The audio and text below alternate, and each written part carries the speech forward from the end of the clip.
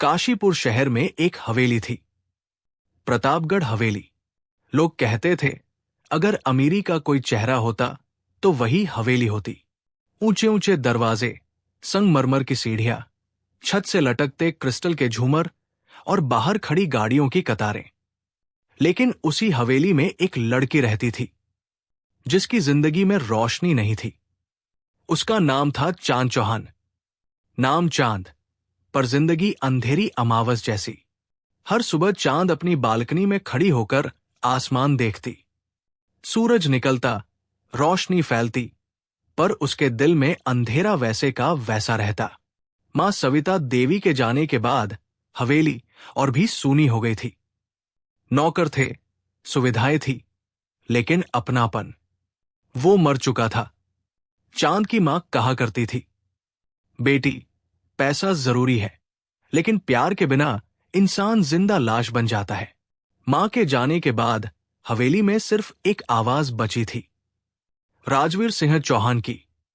राजवीर काशीपुर का सबसे अमीर आदमी। लोहा, जमीन, होटल, स्कूल, सब कुछ उसका था, पर दिल वो पत्थर का था। राजवीर के लिए दुनिया दो हिस्सों में बंटी थी, अमीर और गरीब, और गरीबों से उसे नफरत थी। उसके लिए बेटी भी एक सौदा थी। एक शाम खाने की मेज पर उसने बिना भाव बदले कहा, चांद, तुम्हारी शादी तय कर दी है। चांद का हाथ कांप गया। किससे पापा? विक्रांत मल्होत्रा। अगले महीने सगाई है। विक्रांत, वो नाम सुनते ही चांद का दिल बैठ गया। एक ऐसा इंसान जो औरतों को खिलौना समझता था, जिसे शराब और घमंड के अलावा कुछ पसंद नहीं था। पापा, मैं उससे शादी नहीं कर सकती। चांद की आवाज टूट रही थी। राजवीर ने प्लेट जोर से मेज पर रखी। तुम करोगी, क्योंकि मैंने तय कर लिया है। पापा, मुझे डर लगता है उससे। चांद की आंखों में आंसू थे। राजवीर हंसा। डर? शादी कोई प्यार की कहानी नहीं होती, ये समझौता होती है। उस रात चांद बहुत रोई, मां की तस्वीर के सामने बैठकर। मां, क्या मेरी जिंदगी में कभी खुशी आएगी? जवाब में बस खामोशी थी। गंगा घाट की ओर पहला कदम। अगली सुबह पहली बार चांद ने हवेली की दीवारों को तोड़ने का फैसला किया। वो बिना बताए घर से निकली और गंगा घाट पहुंच गई। मां हमेशा यही लाया करती थी। घाट पर शोर था, घंटियों की आवाज, आरती की लौ और लोगों की भीड़। लेकिन चांद को लगा जैसे उसकी आवाज कोई नहीं सुन रहा। वो सीढ़ियों पर बैठ गई। आंसू अपने आप बहने लगे। तभी किसी की आवाज आई, अगर रोना है तो खुलकर रो लो। गंगा किसी का राज नहीं बताती। चांद चौंक गई। सामने एक युवक खड़ा था, फटे कपड़े, कंधे पर पुरानी झोली, दाढ़ी बढ़ी हुई। एक भिखारी, लेकिन उसकी आंखें, वो आंखें अलग थी, जैसे दर्द और सच्चाई से बनी हो। तुम कौन हो? चांद ने धीमे से पूछा। लोग मुझे भिखारी कहते हैं। नाम? आशु। उसकी आवाज में न गिड़गिड़ाहट थी, न मजबूरी। चांद को अजीब लगा। पहली बार किसी भिखारी से डर नहीं लगा। तुम रो क्यों रही हो? आशु ने पूछा। चांद पहले तो चुप रही, फिर अचानक सब कुछ बाहर आ गया। शादी, डर, पिता, अकेलापन। आशु चुपचाप सुनता रहा, फिर बोला, अमीर होकर भी तुम गरीब हो। चांद हैरान रह गई। क्या मतलब? क्योंकि तुम्हारे पास अपनी जिंदगी का हक नहीं है। ये शब्द सीधे दिल में लगे। चांद को लगा, आज किसी ने पहली बार उसकी सच्चाई देखी है। एक रिश्ता जो नाम से पहले जुड़ गया। उस दिन के बाद चांद रोज गंगा घाट आने लगी, और हर दिन आशु वही होता। वो उससे भीख नहीं मांगता था, बस बातें करता था। कभी मां की यादों पर, कभी जिंदगी की सच्चाई पर। चांद को उसके पास सुकून मिलता था, एक ऐसा सुकून जो सोने की हवेली भी नहीं दे पाई। एक दिन चांद ने पूछा, तुम हमेशा यही क्यों रहते हो?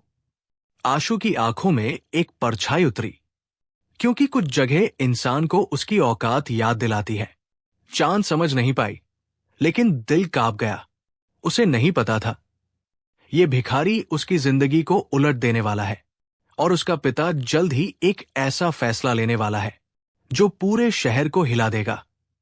और यही से शुरू होता है एक ऐसा रिश्ता जो समाज के हर नियम के खिलाफ होगा। गंगा घाट अब चांद के लिए सिर्फ एक जगह नहीं रहा था, वो उसकी सांस लेने की जगह बन चुका था। प्रतापगढ़ हवेली में सब कुछ वैसा ही था। महने पर्दे, चुप नौकर और राजवीर सिंह की ठंडी आवाजें। पर चांद का दिल हर सुबह बस एक ही सवाल पूछता, आज आशु मिलेगा ना? उस दिन भी वो घाट पहुंची। आशु सीढ़ियों पर बैठा था, सामने गंगा की लहरें, जैसे वो उनसे कुछ बातें कर रहा हो। आज देर कर दी तुमने, उसने बिना देखे कहा। चांद हल्की सी मुस्कुराई। तुम्हें कैसे पता चला कि मैं हूं? आशु ने गंगा की ओर देखते हुए कहा, क्योंकि जब तुम आती हो हवा थोड़ी हल्की हो जाती है। चांद चुप हो गई। ये शब्द भिखारी के नहीं लगते थे। दर्द की परतें खुलने लगी। चांद आज कुछ ज्यादा परेशान थी। वो सीढ़ियों पर बैठ गई।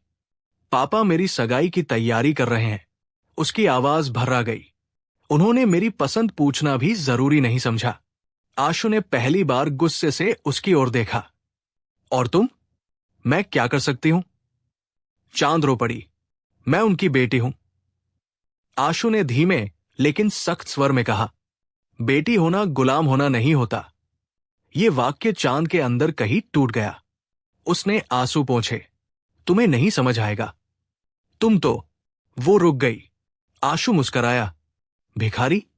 चांद शर्मिंदा हो गई। मेरा मतलब वो नहीं था। मैं जानता हूं, आशु ने कहा, लेकिन याद रखना, गरीबी कपड़ों से नहीं, सोच से होती है। आशु का अतीत अधूरा और रहस्यमयी। उस दिन चांद ने हिम्मत की, आशु, तुम पहले क्या करते थे? आशु कुछ पल चुप रहा, फिर बोला, मैं भी कभी किसी का बेटा था। किसी का? चांद ने पूछा। किसी बहुत बड़े इंसान का। उसकी आंखें भर आई। लेकिन मैंने सब कुछ खो दिया। कैसे? आशु खड़ा हो गया। हर सवाल का जवाब नहीं होता, चांद। उसने पहली बार उसका नाम लिया। चांद का दिल जोर से धड़क उठा। हवेली में एक साजिश। उधर प्रतापगढ़ हवेली में हलचल थी। विक्रांत मल्होत्रा अपने माता पिता के साथ आया हुआ था। राजवीर शराब का गिलास उठाते हुए बोला, मेरी बेटी जिद्दी है, पर शादी के बाद सब ठीक हो जाएगा। विक्रांत हंसा, लड़कियों को आजादी दो तो सिर चढ़ जाती है। ये शब्द अगर चांद सुन लेती तो शायद वही मर जाती। राजवीर ने ठंडी आवाज में कहा, चांद को कल मंदिर ले जाया जाएगा। पंडित हरिदत्त से मुहूर्त निकलवाना है। विक्रांत की आंखों में अजीब चमक थी। मैं उसे अकेले में देखना चाहता हूं। राजवीर चुप रहा, और यही उसकी सबसे बड़ी गलती थी। मंदिर में टकराव। अगले दिन शिवधाम मंदिर में भीड़ थी।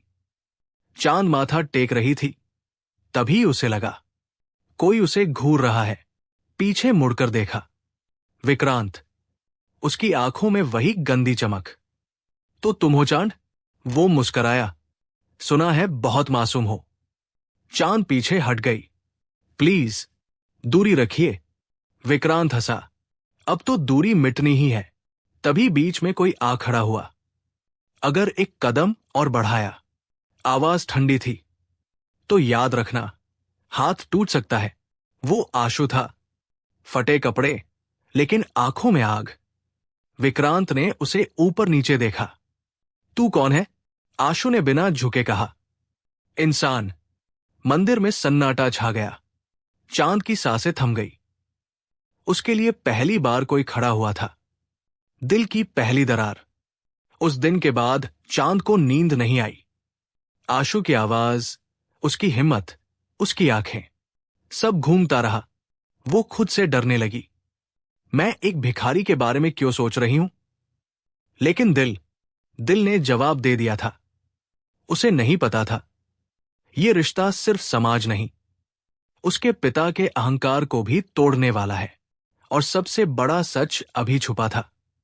आशु भिखारी नहीं है, पर वो सच कब और कैसे सामने आएगा, ये आने वाला तूफान तय करेगा। शिवधाम मंदिर की वो घटना छोटी नहीं थी। एक भिखारी का एक बड़े बिजनेसमैन के बेटे के सामने खड़ा होना, काशीपुर जैसे शहर में ये बेइज्जती मानी जाती थी, और राजवीर सिंह चौहान को बेइज्जती माफ नहीं थी। राजवीर का गुस्सा। मंदिर से लौटते ही राजवीर ने चांद को अपने कमरे में बुलाया। कमरा ठंडा था, लेकिन उसकी आवाज उससे भी ज्यादा ठंडी। आज मंदिर में जो हुआ वो क्या था? चांद चुप रही। राजवीर की आवाज ऊंची हो गई। मैं तुमसे पूछ रहा हूं। चांद की आंखों से आंसू गिरने लगे। वो आदमी मुझे परेशान कर रहा था। राजवीर हंसा। और तुम्हें बचाने कौन आया? एक भिखारी? उसने ये शब्द ऐसे बोले जैसे गाली हो। पापा, वो इंसान अच्छा है, चांद ने हिम्मत करके कहा। थप्पड़। पहली बार चांद जमीन पर गिर पड़ी। मेरी बेटी किसी भिखारी का नाम भी इससे नहीं लेगी। राजवीर दहाड़ा। चांद का गाल जल रहा था, लेकिन उससे ज्यादा उसका दिल। आशु के लिए चेतावनी। उधर गंगा घाट पर आशु बैठा था। तभी दो आदमी आए। राजवीर के आदमी। आज के बाद इस घाट पर दिखे तो जिंदा नहीं बचोगे। आशु मुस्कराया। धमकी देने से पहले अपने मालिक को बताना। कुछ सच दबे नहीं रहते। आदमी चौंक गए। आशु की आंखों में डर नहीं था, एक खौफनाक ऐलान। उसी रात राजवीर ने पूरे शहर में खबर फैला दी। मेरी बेटी चांद की शादी 1 हफ्ते में होगी। चांद ने सुना तो उसकी सांस रुक गई। पापा, 1 हफ्ता? हां, और अगर तुमने जरा भी नाटक किया, राजवीर उसकी आंखों में देखकर बोला, तो तुम्हें जिंदा लाश बना दूंगा। चांद समझ गई, अब कोई रास्ता नहीं बचा। गंगा घाट पर आखिरी मुलाकात। अगली सुबह चांद चुपके से गंगा घाट पहुंची। आशु उसे देखकर समझ गया, कुछ बहुत गलत होने वाला है। तुम रो क्यों नहीं रही? उसने पूछा। क्योंकि आंसू भी अब थक गए हैं, चांद ने कहा। उसने सब बता दिया। थप्पड़, शादी, डर। आशु की मुट्ठियां भींच गई। मैं तुम्हें यहां से ले चलूं? उसने पहली बार पूछा। चांद चौंक गई। कहा, जहां तुम आजाद रह सको। चांद ने सिर हिला दिया। मैं भाग नहीं सकती। क्यों? क्योंकि अगर मैं भागी, उसकी आवाज टूट गई, तो वो तुम्हें मार देगा। आशु सन्न रह गया। दिल की सच्चाई। कुछ पल की चुप्पी के बाद चांद बोली, आशु, अगर जिंदगी अलग होती। वो आगे नहीं बोल पाई। आशु ने धीरे से कहा, तो शायद मैं तुम्हें रोक लेता। चांद की आंखों से पहली बार खुशी और दर्द साथ बहा। वो समझ गए थे, ये प्यार है, लेकिन अधूरा। एक फैसला जो दुनिया हिला देगा। शादी वाले दिन से ठीक 1 रात पहले राजवीर ने एक ऐलान किया, अगर मेरी बेटी ने एक कदम भी मेरी मर्जी के खिलाफ उठाया, उसने सबके सामने कहा, तो मैं उसे उस आदमी से शादी करवा दूंगा जिसे दुनिया भिखारी कहती है। चांद सन्न रह गई। सब हंस पड़े। राजवीर को नहीं पता था, वो मजाक नहीं कर रहा, वो अपनी बेटी की किस्मत लिख रहा था। और वो भिखारी आशु था। काशीपुर ने वो सुबह कभी नहीं देखी थी। प्रतापगढ़ हवेली को दुल्हन की तरह सजाया गया था। फूल, लाइटें, बैंड बाजा और शहर के बड़े बड़े लोग, सबको बुलाया गया था, क्योंकि ये शादी नहीं, तमाशा थी। राजवीर का ऐलान। हवेली के आंगन में राजवीर सिंह चौहान खड़ा था, चेहरे पर वही ठंडा घमंड। आज मेरी बेटी की शादी है, उसने ऊंची आवाज में कहा, और मैं दिखाना चाहता हूं मेरे घर में बगावत की क्या सजा होती है। लोगों में फुसफुसाहट शुरू हो गई। दूल्हा कौन है? किसी ने पूछा। राजवीर मुस्कराया। एक भिखारी। हंसी गूंज उठी। चांद का टूटना। अंदर कमरे में चांद दुल्हन बनी बैठी थी। लाल जोड़ा, गहने, लेकिन आंखें सूनी। आईने में खुद को देखकर वो फुसफुसाई, मां, क्या यही मेरी किस्मत थी? हर गहना उसे बोझ लग रहा था। हर सांस दर्द। दरवाजा खुला। राजवीर अंदर आया। याद रखना, उसने ठंडी आवाज में कहा, आज के बाद तुम मेरी बेटी नहीं रहोगी। चांद ने कुछ नहीं कहा, क्योंकि शब्द मर चुके थे। दूल्हे का आना। लोग हंसते हुए खड़े थे। जब दूल्हा आया, फटे कपड़े नहीं थे, बस सादा कुर्ता, पैरों में चप्पल। आशु। भीड़ सन्न रह गई। ये तो वही भिखारी है। सच में शादी हो रही है? राजवीर ने जोर से कहा। हां, आज मेरी बेटी इसी से शादी करेगी। चांद की आंखें उठीं। आशु। उसका दिल कांप गया। आशु ने उसकी ओर देखा और उसकी आंखों में सिर्फ एक बात थी, माफी। अग्नि के फेरे। पंडित हरिदत्त कांप रहे थे। बेटा, ये विवाह कराओ। राजवीर ने काट दिया। मंत्र शुरू हुए। हर फेरे के साथ चांद का दिल टूटता गया। ये शादी उसकी मर्जी से नहीं थी, ये सजा थी। आशु के हाथ कांप रहे थे, लेकिन उसने चांद का हाथ थामा, बहुत हल्के से, जैसे डर रहा हो कि कहीं उसे और चोट न लगे। चांद की आंखों से आंसू गिरते रहे। समाज की हंसी। देखो, अमीर की बेटी भिखारी की बहू बन गई। कर्म का फल। हर शब्द चांद को काट रहा था। राजवीर ने आखिरी वार किया, आज से ये लड़की मेरे लिए मर चुकी है। फिर उसने आशु की ओर देखा। इसे ले जाओ, जहां से आए हो। रात और नई जिंदगी। रात को आशु चांद को पुरानी सराय ले गया। छोटी सी जगह, टूटी खिड़की, एक दिया। चांद जमीन पर बैठ गई। मैं यहां कैसे रहूंगी? उसकी आवाज खोखली थी। आशु ने सिर झुका लिया। मुझे माफ कर दो। किस लिए? चांद रो पड़ी। तुमने तो मेरी इज्जत बचाई थी।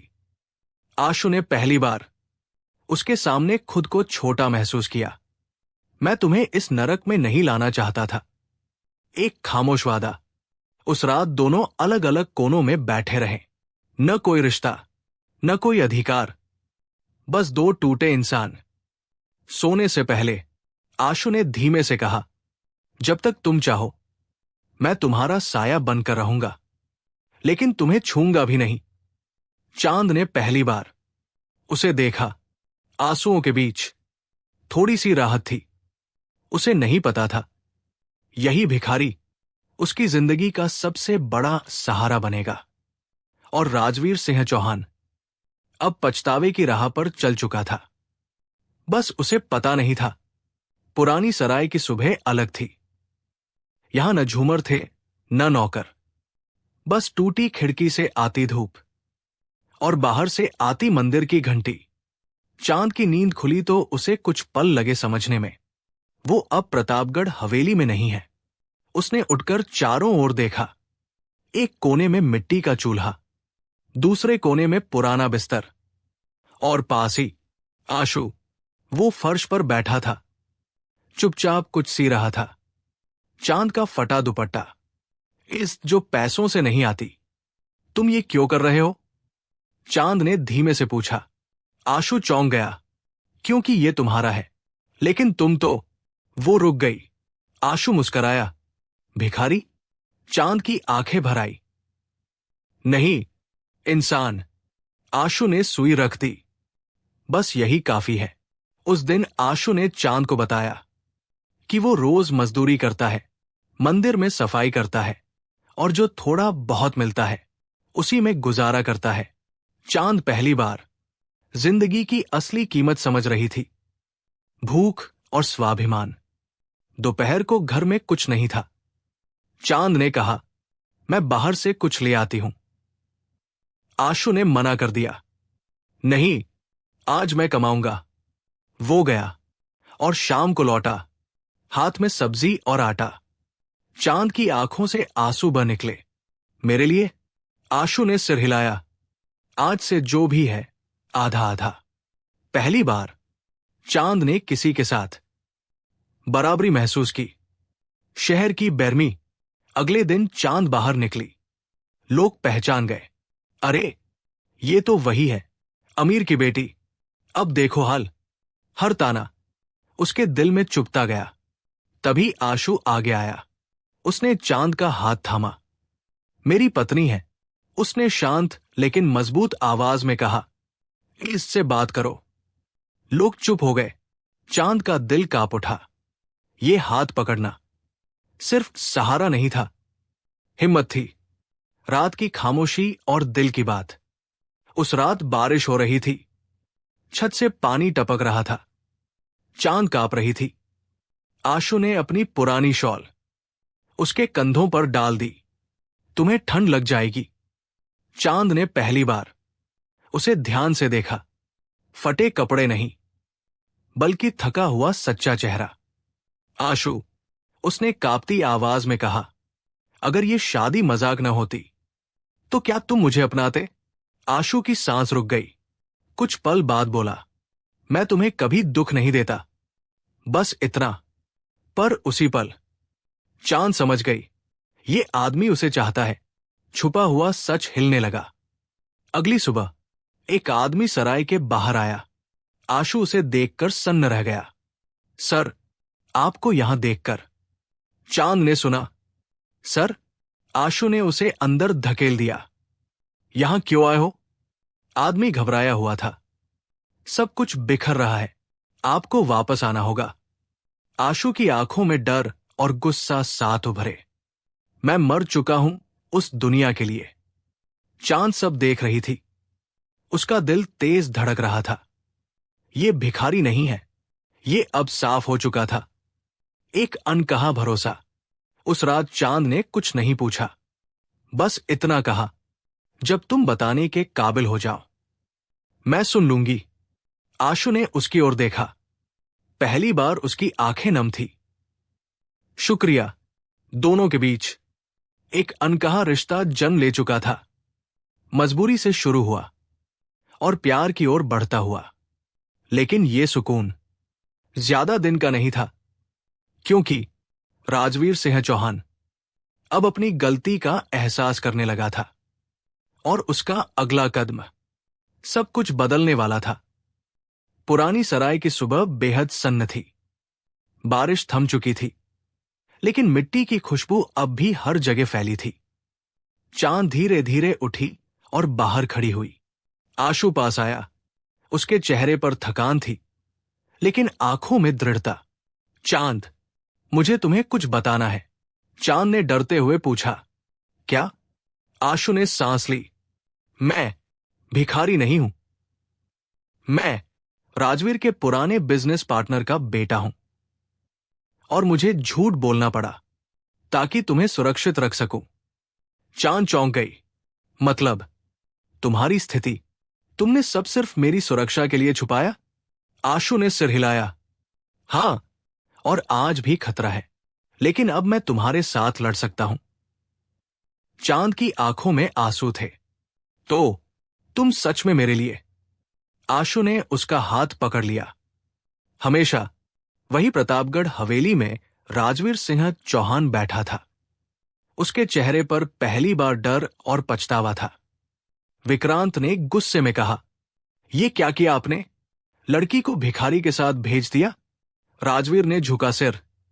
मुझे समझ में आया, पैसे और ताकत से सब कुछ नहीं खरीदा जा सकता।